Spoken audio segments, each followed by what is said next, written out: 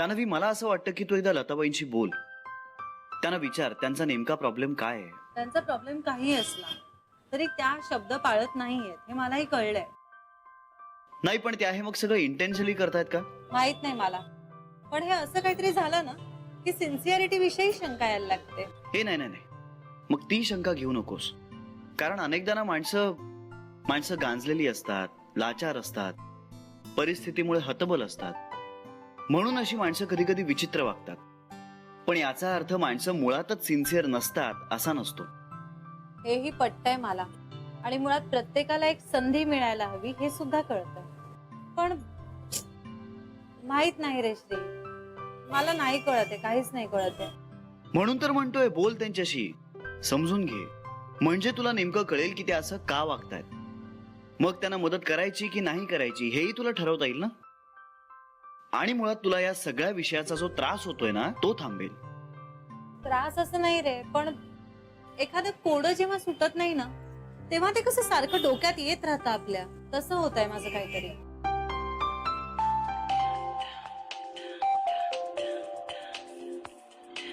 बाबांचा फोन येतोय. घे ना. मी करते.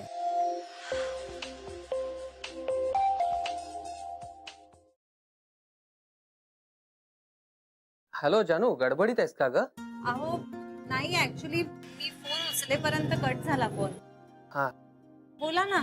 मला काल पिंट्याचा फोन आला होता, मी तुम्हाला करणारच होते आज फोन, पण राहून गेलं. हा ग, असू दे. कसे आहात बाबा? मी मजेत, तू कशी आहेस? मी पण बरी आहे. बरं बाबा, काल रात्री मला पिंट्याचा फोन आला होता, पण तो काही नीट बोललाच नाही. काय झालंय बाबा? काही बिनसलंय का? अगं नाही नाही, तसं काही नाही. म्हणजे नसावं. दिवसभर कामाची दगदग, दमला असेल एखाद वेळेस. नक्की ना? का काही झालंय? अगं नाही, खरंच काही नाही. तू काळजी करू नकोस बाळा, सगळं काही व्यवस्थित चाललंय इकडे. म्हणजे मागच्या पानावरून पुढे चालू आहे. बाकी तू कशी आहेस? तुमच्याकडचे सगळे कसे आहेत? सगळे बरे आहेत, आपापल्या व्यापात आहेत. माझा नमस्कार सांग सगळ्यांना. हो हो सांगते. ठेव फोन. ओके बाबा, नंतर बोलूच आपण. अच्छा. काय म्हणतात बाबा? हे दोघं ना कधी नक्की काय चाललंय हे मला सांगतच नाहीत. हा, अगं पण मग नसेलच काही प्रॉब्लेम. श्री, आपल्या माणसांना दुखत खुपत असलं ना तरी त्यांनी ते न सांगताही कळतं रे आपल्याला. नाही नाही, तेही आहेच. पण अगं कदाचित त्यांच्यात सॉल्व्ह होणारा इश्यू असेल तो, म्हणून मग नसतील बोलले तुझ्याशी. मीही त्यांच्यातलीच आहे ना श्री, अजूनही पूर्वी इतकीच. काहीतरी झालंय पिंट्याला. माझं ऐकशील? हं. फोनवर नको बोलूस त्याच्याशी, भेटून बोल.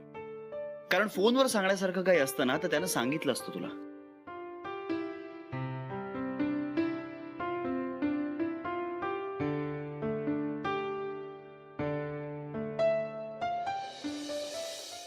आता मी वाचन करते, चिंतन करते, आणि घरात इतकी लोक असल्यामुळे कंटाळा येण्याचा प्रश्नच नाही. मुळात तुम्ही आयुष्याकडेच इतक्या पॉझिटिव्हली पाहता ना, त्यामुळे खूप फरक पडतो. हे बघ, हे कारण आहे माझं आयुष्याकडे पॉझिटिव्हली बघण्याचं. श्री तर तुला माहितीच आहे, आणि ही माझी नातसून जान्हवी. नमस्कार. मग बरोबरच आहे, इतकं सुंदर कारण असताना तुम्ही पॉझिटिव्ह राहणारच. आणि जान्हवी, ही वीणा, मी सकाळी सांगत होते ना. हा, अच्छा. ए बसा ना तुम्ही दोघं.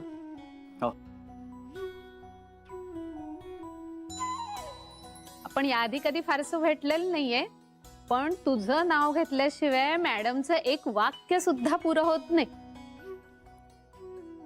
सॉरी, अरे मी तुला अरे तुरे केलं तर चालेल ना? हो, अर्थात अर्थात, करा ना. तुमच्या लग्नाच्या वेळी मी नेमकी इथे नव्हते ना. हो, तुम्ही कॉन्फरन्सला गेला होता, राईट? हो, मी त्यावेळी US मध्ये होते. जान्हवी, तू बँकेत काम करतेस ना? हो, विजया सहकारी बँकेत. जान्हवी, वीणाचं खूप मोठं इन्फर्टिलिटी ट्रीटमेंट सेंटर आहे. IVF ट्रीटमेंट मधली तज्ज्ञ समजली जाते वीणा. या सगळ्याच्या माग मॅडम मुळे असं लावा बर का. वीणा, खरंच मॅडम, तुला सांगते जान्हवी, 2 वेळा खायला मिळायचं नाही अशी आमची परिस्थिती होती. शाळेत शिकत असल्यापासून मी काम करत करतच शिकले. पण एक वेळ अशी आली की शाळेच्या शिक्षणाचा खर्च करणं सुद्धा आईला शक्य नव्हतं. अक्षरशः दिवस रात्र एक करून अभ्यास केला, मेडिकलला ऍडमिशन मिळाली, पण मेडिकलची फी कुठून भरणार. त्यावेळी मॅडम देवासारख्या धावून आले. मॅडमने त्यावेळी जर ही मदत केली नसती तर आज मी जे हे सगळं केलंय त्यातलं काही करू शकले नसते, कुठंतरी रोजगारावर कामाला लागले असते. आणि हे सगळं करत असताना ही नुसती आर्थिक पैशाची मदत नव्हती, भक्कम मानसिक असं पाठबळ दिलं मॅडमनी मला. आणि सगळ्यात महत्वाची गोष्ट म्हणजे हे सगळं करत असताना मी हिच्यावर उपकार करते असं मॅडमनी कधीही भासवू दिलं नाही. कारण मी ते करतच नव्हते. कुणाही मुलाचं शिक्षण थांबतंय असं कळलं असतं तर मी स्वतःच्या परीनं आर्थिक मदत केलीच असती. आणि तू तर किती हुशार होतीस. तुझे कष्ट तुझ्या मार्कांमध्ये दिसत होते. आणि तुझ्या कष्टाचं चीज न होऊ देणं ही चूक ठरली असती. आणि आज बघ, तुझ्या ज्ञानाचा, तुझ्या अभ्यासाचा किती माणसांना उपयोग होतोय. आज तुझ्यामुळे कित्येक जोडप्यांच्या आयुष्यात आनंद येतोय. खरं वीणा, अगं नियतीने नाकारलेलं सुख तू मिळवून देतेस या जोडप्यांना. नर्मदा ताई, आता सायन्स इतकं पुढं गेलंय, रोज नवीन नवीन शोध लागतायत. त्यानं माणसाच्या आयुष्यात आनंद निर्माण होणं अपेक्षितच आहे ना. बरोबर आहे. आता आम्हीही वाट बघतोय आमच्या घरात हा आनंद येण्याची. वा वा, ऑल द बेस्ट. अगं आमची तर अगदी जय्यत तयारी झाली आहे. म्हणजे फक्त फुलांचा बिछाना घालायचा बाकी आहे. आता या दोघांनी बातमी दिली ना की जान्हवीला त्या बिछाण्यावर बसवायचं आणि मग तिने फक्त आराम करायचा 9 महिने. आम्ही खूप लाड करणार, खूप कोड कौतुक करणार. आई अगं, प्रकाशाच्या वेगापेक्षा जास्त वेग आहे तुमच्या स्वप्नांचा. जरा थांब. ए श्री, तू गप्प राहा. आमचं असंच असतं. आम्ही स्वप्न बघितली तर तुम्ही निदान ती सत्यात उतरवायचा प्रयत्न तरी कराल. स्वतःहून तर काही मनावरच घेत नाही ना तुम्ही. बरं आहे मॅडम, निघू मी आता. निघालीस? हो, मगाशीच हॉस्पिटल मधनं फोन येऊन गेलाय. पेशंट वाट बघतायत. मला निघायला हवं आता. बर बर. अगं, नमस्कार करते. सुखी राहा. बरं आहे नर्मदा ताई, येते. श्री, जान्हवी, येते. खूप बरं वाटलं तुम्हाला दोघांना भेटू. आम्हालाही खूप ऐकलं होतं तुमच्याबद्दल. वीणा, आता आम्हाला जेव्हा गरज लागेल ना तेव्हा लगेच अपॉइंटमेंट मिळाली पाहिजे ना आम्हाला. हो हो, केव्हाही मी तयारच आहे. पण एक सांगू, हा निर्णय झाला असेल तर अतिशय आनंदाची गोष्ट आहे. पण यापुढे शक्यतो ह्या विषयावर बोलू नका. काय होतं, उगीच प्रेशर येतं त्या जोडप्यावर. मुद्दाम काही कोणी करत नाही, पण काहीही कारण नसताना ह्या अशा टेन्शन्समुळे पाळणा लांबतो. मग घाबरायला होतं. डॉक्टर, औषधोपचार सगळं चक्र सुरू होतं. बऱ्याच केसेसमध्ये या सगळ्याची काही गरजही नसते. गरज असते ती टेन्शन फ्री वातावरणाची आणि थोड्याशा पेशन्सची. काय होतं, सायकोलॉजिकल अपडाऊन्सचा पेशंटच्या शरीरावर परिणाम होत असतो. तुमचा उत्साह मी समजू शकते, पण बोलण्यासाठी आनंद निर्माण होणारे इतर विषय निवडा. केवळ बाळ हा एकच विषय नको. बरं आहे मॅडम, निघू मी आता. परत येशील तेव्हा वेळ काढून ये जरा. हो हो, नक्की. चला येऊ. बरं आहे.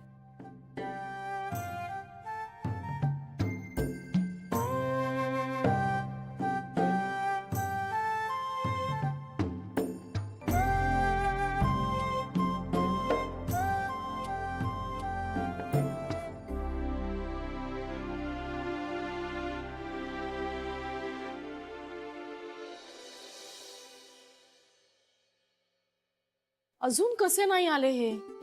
अजून किती वेळ? ए श्री, त्यांनी काही फोन वगैरे केला होता का तुला?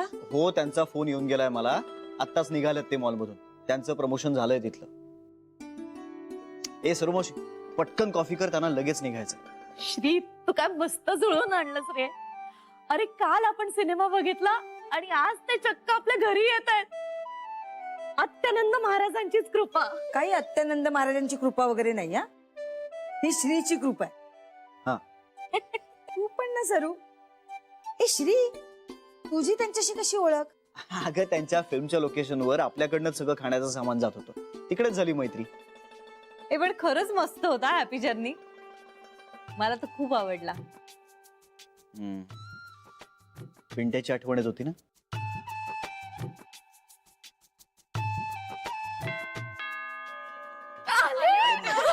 मी बघते. बघ बघ बघ. ते आले ग. मी दृष्ट काढू त्यांची. अगं दृष्ट कसली काढतेस? आधी कॉफी कर, त्यांना घाई आहे. जा जा. ठीक आहे.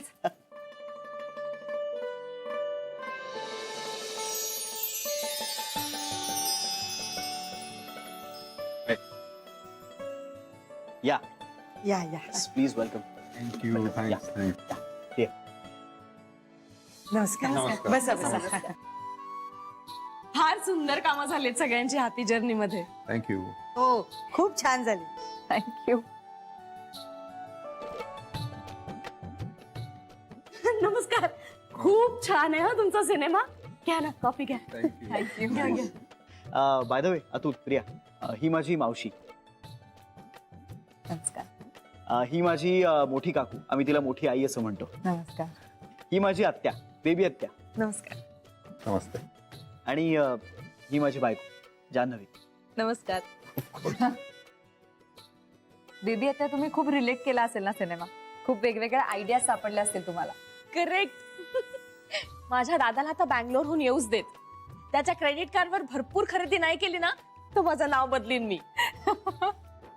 नाही पण खरंच खूप मस्त फिल्म आहे, एकदम वेगळा विषय. अतुल, नेमका हा विषय लेखकाला सुचला कसा? नाही म्हणजे या सगळ्याची सुरुवात कुठून झाली? अरे आमचा जो दिग्दर्शक आहे सचिन कुंडलकर त्यानंच लिहिली आहे ती कथा सुद्धा. त्याला स्वतःला बहीण नाही आहे आणि त्याच्या असं फार मनात होतं की हे जे बहीण भावाचं नातं आहे ते आपण एक्सप्लोअर करावं सिनेमांमधून, आणि म्हणून त्यांनी हा हॅपी जर्नी सिनेमा लिहिला.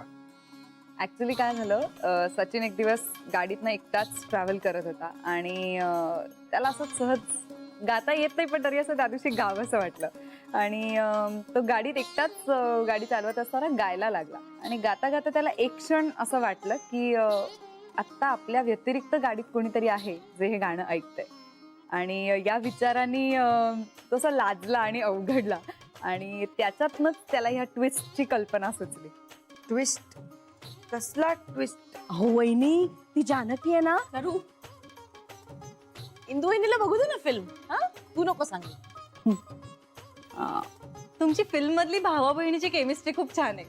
म्हणजे खरं तर तू लहान बहीण आहेस पण तरी सुद्धा तू ज्या अधिकारवाणीने प्रेमाने वागली आहेस, त्याच्याशी समजावलंयस त्याला, तसंच माझं माझ्या भावाशी खऱ्या आयुष्यात नातं आहे. आणि मला असं वाटतं फिल्म बघणाऱ्या प्रत्येकाला हे फील होईल. मी परत बघणार आहे पिंट्या बरोबर ही फिल्म. जान्हवी, मला पण बघायचा सिनेमा, घेऊन जाशील? हो, आपण सगळे जाऊया. आम्ही जरा निघू कारण आम्हाला पुढच्या थिएटर व्हिजिटला जायचंय. कॉफी खूप छान झाली होती. Thank you so much. Thanks. Thank you. मस्त वाटलं तुम्हाला भेटून. थँक्यू आम्हाला. Thanks for coming. Thank you. Bye Shri. Bye. Thank you. Bye.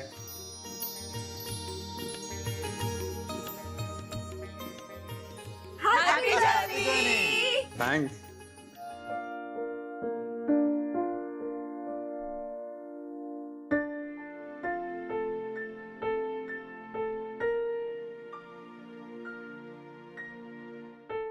हे अगं काय दचकतेस काय? मीच आहे. काय एवढा कसला गहन विचार चाललाय? नाही, त्या वीणाताईंच्या बोलण्याचा. म्हणजे त्या म्हणाल्या ना, कपलवर इनडायरेक्टली बरचसं प्रेशर येत असतं त्याचा.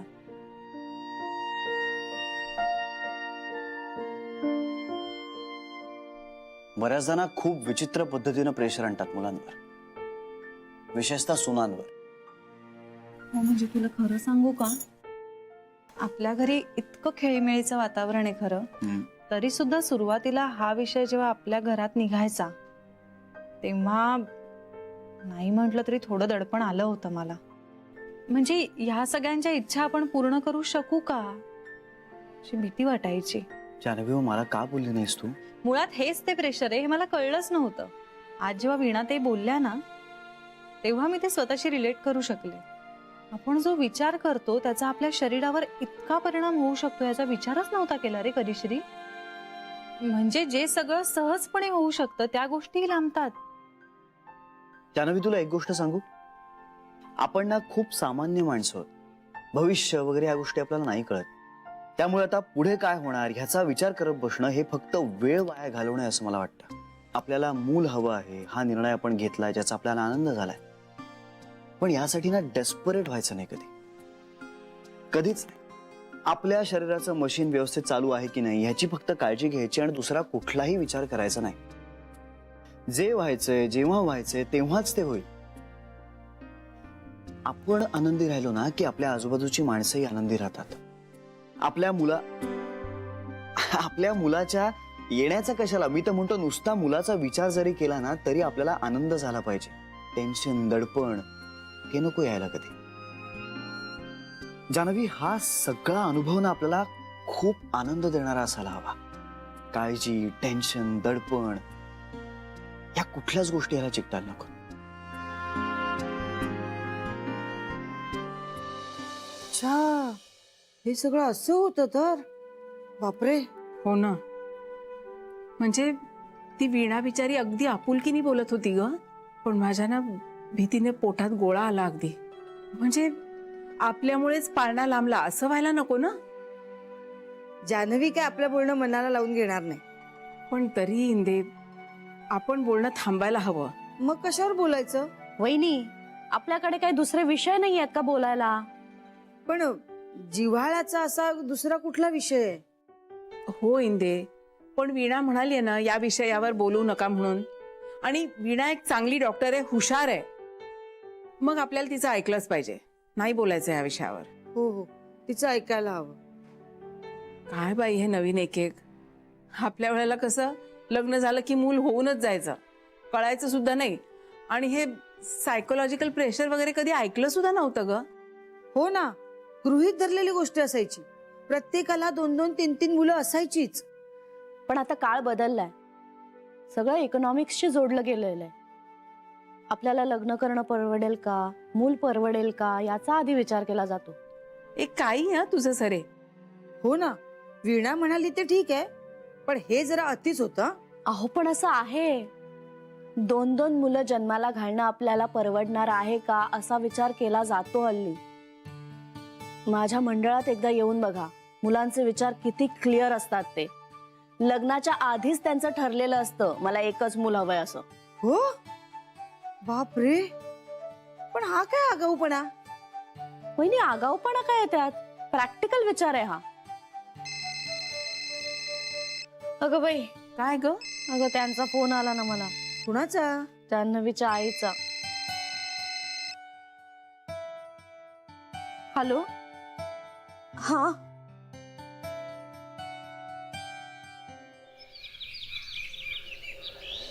मी तुझ्या आईंना समजावण्याचा खूप प्रयत्न केला, म्हणजे अजूनही करते, पण त्यांना फारसं पटतच नाहीये. अगं पण सरुमावशी, श्रीमंत मुलगा किंवा मुलगी हवी आहे अशी रिक्वायरमेंट बऱ्याच जणांची असते. आणि अरेंज मॅरेज मध्ये या सगळ्या गोष्टी बघितल्याच जातात ना. म्हणजे एकमेकांना पाहिलं, मग प्रेमात पडलो, मग मागचा पुढचा कुठलाही विचार न करता लग्न केलं, आर्थिक परिस्थिती भक्कम आहे की नाही याचा कुठलाही विचार केला नाही. हा सगळा बाबडेपणा अरेंज मॅरेज मध्ये नसतोच. अरे पण श्री, माझं वधूवर सूचक मंडळ अजून खूप नवीन आणि छोटं आहे. अशी श्रीमंत मुलामुलींची स्पेशल स्थळं नाहीयेत माझ्याकडे अजून. त्यातल्या त्यात बरीच स्थळं सांगेन मी, पण फक्त श्रीमंत असेल तरच मुलगी बघणार, असं करून नाही चालणार. नाही पण म्हणजे त्यांचं हेच म्हणणं आहे का? म्हणजे त्यांचा हा प्रेफरन्स आहे की त्यांना बाकीच्या मुली बघायच्याच नाहीयेत? अरे हो ना, आणि त्यांच्या या अटीमुळेच आजपर्यंत एकही स्थळ सांगू शकले नाहीये मी त्यांना. तिथेच येऊन अडतं सगळं. आणि प्रत्येकाची श्रीमंतीची व्याख्या वेगळी असते ना रे. त्यामुळे श्रीमंत म्हणजे त्यांना किती आणि काय हवंय हेच कळत नाहीये मला. जान्हवी, काय ग, खा ना.